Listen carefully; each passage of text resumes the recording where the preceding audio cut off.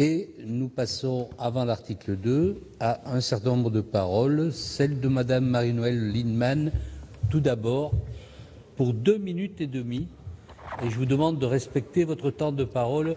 Il n'y a pas que vous, hein, pour tous les intervenants. Chers collègues, Monsieur le Président, Madame la Ministre, on a déjà eu l'occasion de parler de la hiérarchie des normes.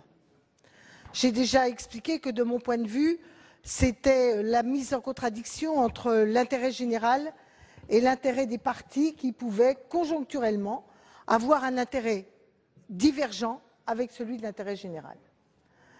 Mais je voudrais intervenir à l'étape où nous sommes du débat parlementaire et de l'état de la situation du pays sur la nécessité de retrait de cet article et de réengager une procédure de négociation avec l'ensemble des partenaires sociaux. Vous nous dites, Madame la Ministre, que vous avez confiance dans les partenaires sociaux au niveau des entreprises, et notamment des syndicalistes. Moi aussi. Mais pourquoi n'avez-vous pas confiance en eux au niveau national? Vous nous dites que vous êtes pour des accords majoritaires au niveau des entreprises. Vous nous avez dit longtemps que votre loi avait l'accord majoritaire des organisations syndicales, ou au moins des organisations syndicales susceptibles de représenter la majorité des salariés.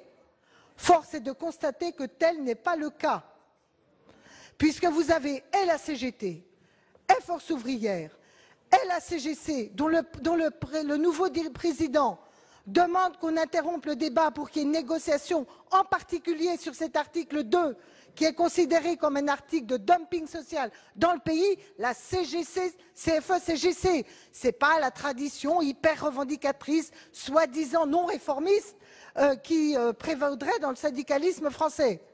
Il n'y a donc pas majorité des organisations syndicales favorables à la remise en cause du principe de la hiérarchie des normes. Et je me permets de dire que, historiquement, je ne connais pas un texte du Parti socialiste, fût-il par sa majorité la moins, entre guillemets, dite à gauche, qui ait évoqué l'hypothèse qu'on puisse revenir sur ce point.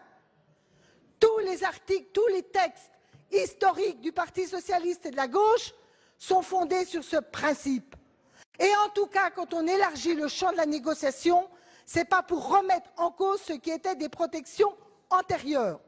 Or, force est de constater que sur le déclenchement des heures supplémentaires, c'était une protection antérieure. Je termine.